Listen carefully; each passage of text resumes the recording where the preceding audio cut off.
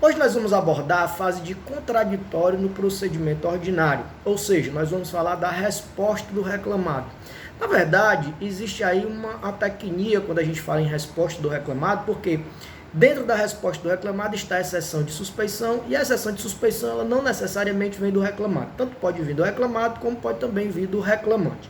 Mas tirando a exceção de suspeição, as outras duas respostas sim são possíveis e são mesmo respostas da parte reclamada, que é a contestação e a exceção de incompetência relativa. Então, nós vamos tratar hoje da defesa, que é a contestação, vamos tratar da exceção de incompetência relativa e também da exceção de suspeição. Eu não vou falar de reconvenção, porque a reconvenção ela é um contra-ataque, ela é uma ação e ela está lá no processo civil e o processo do trabalho acaba assimilando a reconvenção tal como está no processo civil. Então vamos nos deter à contestação, a exceção de incompetência e a exceção de suspeição, que são temas tipicamente trabalhistas. Vamos começar pela contestação.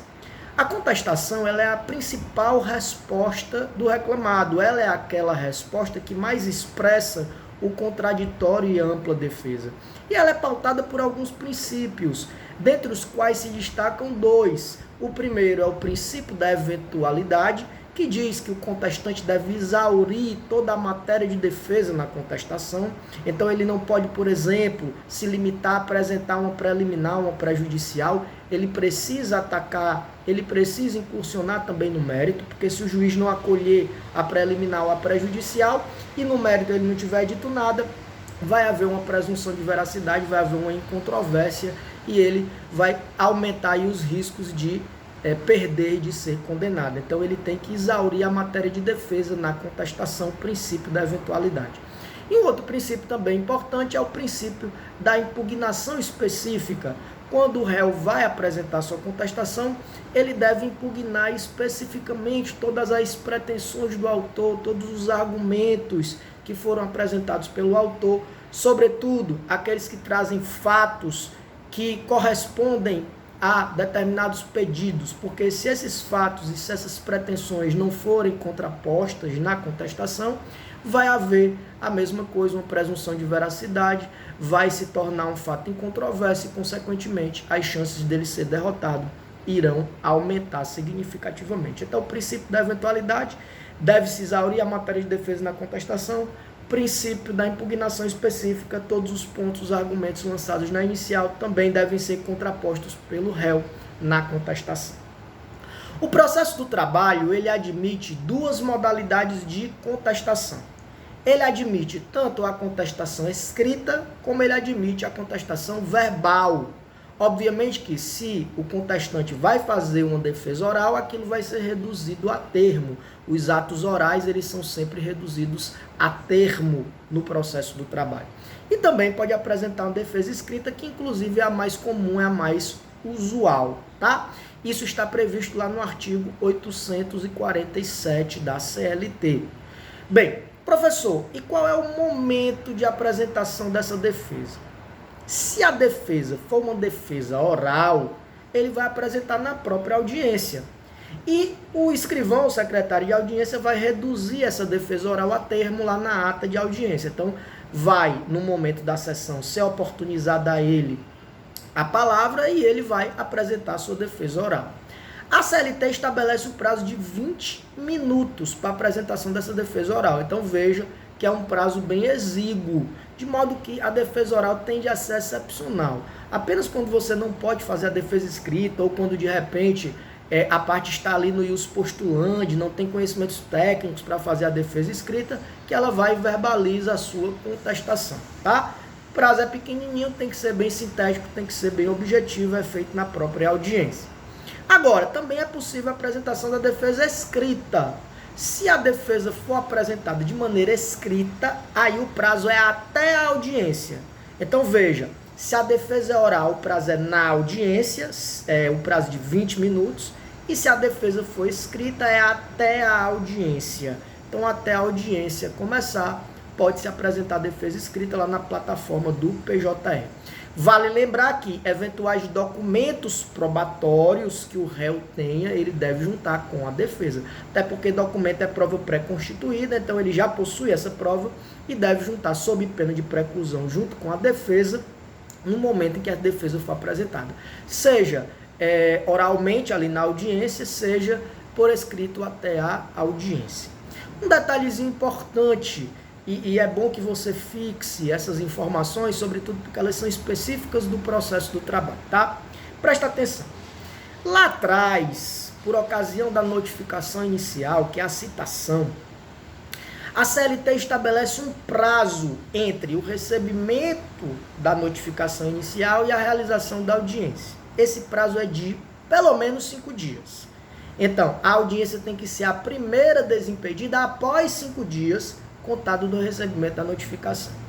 Esse prazo de 5 dias não é para a defesa, ok? Ele é para a audiência, porque pode até, de repente, nem precisar de defesa na audiência. As partes conciliam, não precisa de defesa.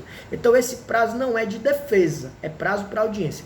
Mas ele se justifica na defesa. A gente sabe que para fazer defesa você precisa colher informações, você precisa conversar com pessoas, testemunhas, você precisa fazer algumas diligências, e isso leva tempo. Então, esse prazo, esse quinquídio, ele é para a audiência, mas ele se fundamenta na defesa. Se esse quinquídio não for observado e a parte se sentir prejudicada, ela pode alegar que teve um prejuízo no contraditório e, consequentemente, o juiz vai adiar a audiência, devolvendo esse prazo para o contestante, ok? Então, muito cuidado, porque em prova a gente sempre vê isso. A contestação do processo de trabalho tem um prazo de 5 dias. Não tem esse prazo não, tá? O único prazo que a CLT prevê é o prazo de 20 minutos para a defesa oral. Esses 5 dias é para a audiência, mas ele se fundamenta na defesa. Professor, e qual é o conteúdo da defesa? Bem, como eu disse a vocês, tá? O réu tem que alegar toda a matéria de defesa. Então, ele tanto tem que alegar a defesa processual, como ele tem que alegar a defesa de mérito. Inclusive, o Código de Processo Civil diz isso lá no artigo 336. Bem, então, eu tenho uma grande divisão em 2 momentos da defesa. O primeiro momento é a chamada defesa processual. O que é que eu alego na defesa processual? São as preliminares. Eu alego as preliminares, ou seja, aspectos de índole formal. São vícios, defeitos formais, que normalmente, quando reconhecidos, ou seja, quando a defesa processual ela é acolhida, o processo acaba sendo extinto sem resolução do mérito. Ora, para que o mérito, a gênese do conflito seja analisada, algumas exigências formais precisam ser observadas. Se essas exigências formais não forem observadas, o conteúdo do conflito acaba não sendo analisado, o mérito não vai ser resolvido. Por isso que a gente diz que quando há o acolhimento de uma preliminar, o processo acaba sendo extinto sem resolução do mérito. Em que consistem essas preliminares? Vamos lá. Vício ou inexistência de citação, algum defeito ou irregularidade de representação, vício de capacidade, questões atinentes à legitimidade, ao interesse, aspectos ligados a pressupostos processuais, como inépcia da petição inicial, competência, no caso absoluta, conexão, coisa julgada, litispendência, perempção, falta de caução, outro depósito que a lei exija como requisito para a propositura de uma determinada ação. E o CPC traz também 2 novidades que antes não previa. Antes no CPC de 1973 não havia essa previsão, que é a impugnação, o valor da causa, impugnação, pedido de justiça gratuita, que se tornaram também preliminares. Tá? Então tudo isso são assuntos, matérias de caráter processual. A outra parte da defesa é a defesa de mérito, que por sua vez se divide em 2 também. Prejudicial de mérito, que é aquela defesa que resolve o mérito, porém não adentra no núcleo da controvérsia. É o caso, por exemplo, da prescrição, é o caso da decadência. Quando você, por exemplo, pronuncia uma prescrição, a ação é resolvida com resolução do mérito, tá? Com resolução. Você não pode entrar de novo. Mas eu não vou discutir o mérito propriamente dito. Eu não vou dizer se o cara tem ou não tem horas extras, se o cara tem ou não tem férias, está prescrito simplesmente. Então, prescrição e decadência são prejudiciais de mérito. E eu tenho mérito propriamente dito, que se divide em 2. Defesa de mérito direta, onde eu nego o fato constitutivo do direito do autor. O autor pede, por exemplo, horas extras, eu digo que ele nunca trabalhou além do limite. Ele pede vínculo de emprego, eu digo que ele nunca prestou trabalho para mim. ou então ele pede salário por fora, eu digo que nunca houve salário por fora. Isso é uma defesa de mérito direto, eu estou negando o fato constitutivo do direito dele. E tem também a defesa de mérito indireta, que é quando eu reconheço o fato, mas apresento um outro fato que obsta o direito do autor. Por exemplo, usando aí os mesmos exemplos, tá? Ele pede vínculo, eu digo, ele trabalhou para mim, reconheço, mas ele era autônomo. Ele trabalhou horas extras para mim, mas compensou. Ele recebeu por fora, mas não era salário, era uma ajuda de custo. Percebam que a defesa de mérito indireta, ela pressupõe que eu apresente um novo fato. Na defesa de mérito direto, eu simplesmente nego o fato constitutivo do direito do autor. Na indireta, eu reconheço o fato, mas apresento um outro que extingue, modifica ou impede aquele fato constitutivo do direito do autor. Ok? São os chamados fatos obstativos. Então, defesa processual, defesa de mérito. Na de mérito, prejudicial de mérito, mérito propriamente dito. E a de mérito propriamente dito, mérito direta e mérito indireta. Fica atento a isso, porque isso vai ter implicações mais na frente na distribuição do ônus da prova. Uma novidade interessante trazida pela reforma trabalhista, que é a questão da desistência. Veja, a desistência da ação, ela pode ser feita independentemente da anuência do autor ou mediante a anuência do autor.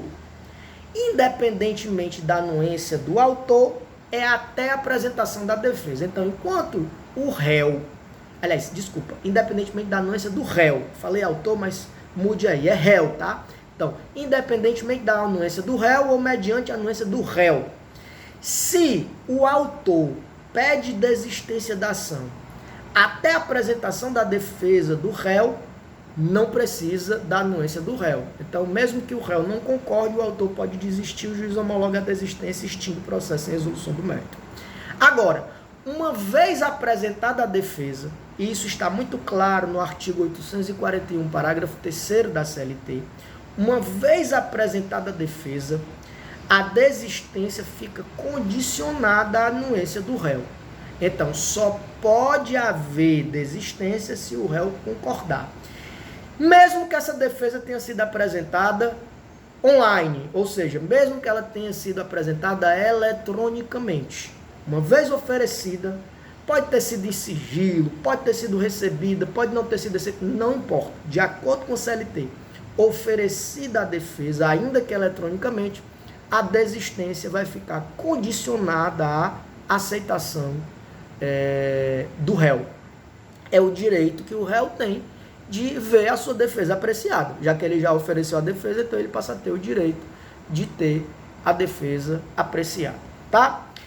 E para finalizar, e aí eu vou dividir essa defesa do reclamado em 2 vídeos, tá? Nesse vídeo a gente vai ver só contestação, estender um pouco, eu não quero passar de 15 minutos, e aí no próximo vídeo a gente vê as exceções, tá?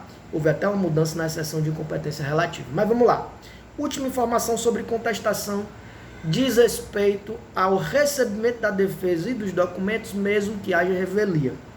O artigo 844, parágrafo 5º da CLT, inserido pela reforma trabalhista, trouxe uma novidade interessante. Ele diz o seguinte: ausente o reclamado, presente o seu advogado, a defesa e os documentos serão recebidos. Mais uma vez, o legislador ele preconizou o direito à defesa. Então, mesmo que o reclamado não esteja presente, o preposto ou o próprio reclamado pessoalmente, mas estando presente o seu advogado, defesa e documentos devem ser recebidos. Professor, isso é lide a revelia? Não é lide a revelia. A revelia continua, confissão ficta continua. Mas o juiz vai confrontar a revelia e a confissão com a defesa e os documentos apresentados. Vai que de repente essa defesa traz uma temática processual, ou traz uma prejudicial, ou até mesmo uma questão meritória relevante, o documento possa demonstrar que uma verba foi paga. Isso pode ser confrontado com confissão ficta, afinal não existe hierarquia probatória, nada impede que o juiz faça o confronto e de repente afaste a confissão em festejo a um documento que foi anexado ali, prova pré-constituída, tá? Então fica aí com essa ideia também, não esquece, ausente o reclamado, presente o advogado, defesa e documentos serão recebidos, ok? Vamos ficar por aqui, repito, a gente vai continuar essa temática da resposta do reclamado em um outro vídeo, onde nós vamos abordar as 2 exceções. Beleza pura? Fiquem com a gente então.